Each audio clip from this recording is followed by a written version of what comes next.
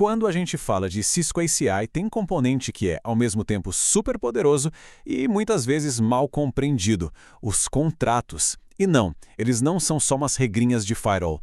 Pensa neles como o coração mesmo que bombeia a vida para toda a Fabric. E é exatamente isso que a gente vai desvendar hoje.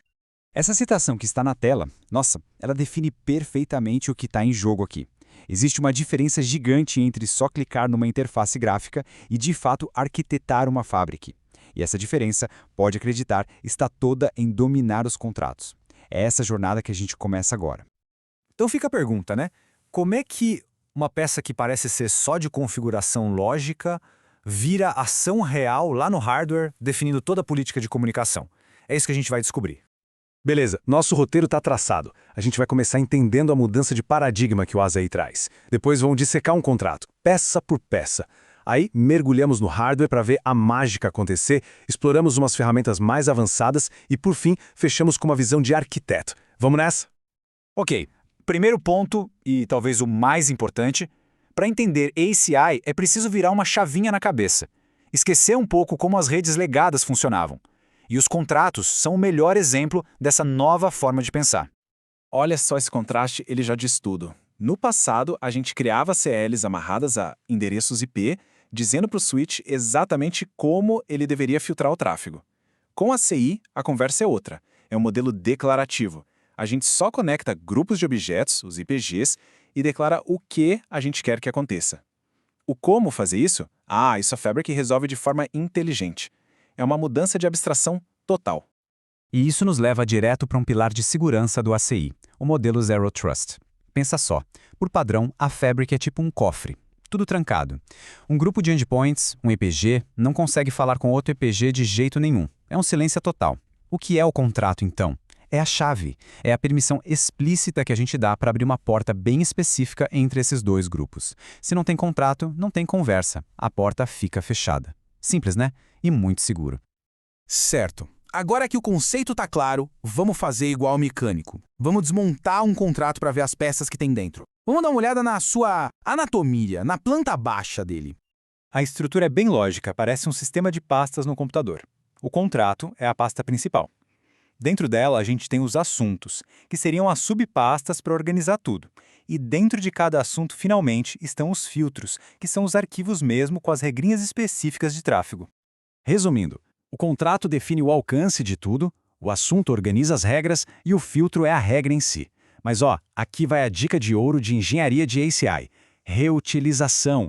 Pelo amor de Deus, reutilizem os filtros. Criar um filtro HTTP novo para cada contrato, em vez de usar sempre o mesmo, é a receita do desastre. É o caminho mais rápido para esgotar o TSAM, que é um recurso super valioso no hardware.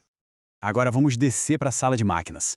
A gente vai deixar um pouco de lado a política lógica e vamos ver como o APIC, o cérebro do AC, traduz a nossa intenção em regras que o chip do switch consegue entender e executar na velocidade da luz. Tudo começa entendendo essa relação de provedor e consumidor. Isso aqui confunde muita gente, mas é simples. A pergunta é, quem está oferecendo o serviço? Esse é o provedor. Por exemplo, um servidor web. E quem está iniciando a conversa para usar esse serviço, esse é o consumidor. Mesmo que o papo depois seja de mão dupla, essa definição de quem oferece e quem consome é o que dita como a Fabric vai programar as regras lá no hardware. E como o hardware sabe quem é quem? Bom, ele não lê nomes bonitinhos como EPG Web. Ele fala a língua dos números. Ele usa um número de 16 bits chamado PC Tag, ou Policy Control Tag. Cada EPG ganha um PC Tag único. É assim que o chip, o ASIC, entende do que a gente está falando. E essa tabela, ela mostra de um jeito brilhante como tudo se encaixa. Aquela nossa intenção de deixar o servidor de aplicação falar com o servidor web na porta 80 vira essa regra de zoneamento no hardware. O switch lê o seguinte: pacote vindo da classe 200, indo para a classe 100, usando o filtro da porta 80, ação, permitir. É pura matemática, executada em nanosegundos. Incrível, né? Ok, dominamos o básico. Agora vamos subir de nível. Vamos ver como os contratos se transformam em ferramentas de mestre, daquelas que resolvem problemas bem cabeludos e mostram o que é pensar como um verdadeiro arquiteto de redes. Imagina um cenário super comum, um serviço compartilhado tipo um servidor de backup, que precisa ser acessado por, sei lá, mais de 100 IPGs diferentes.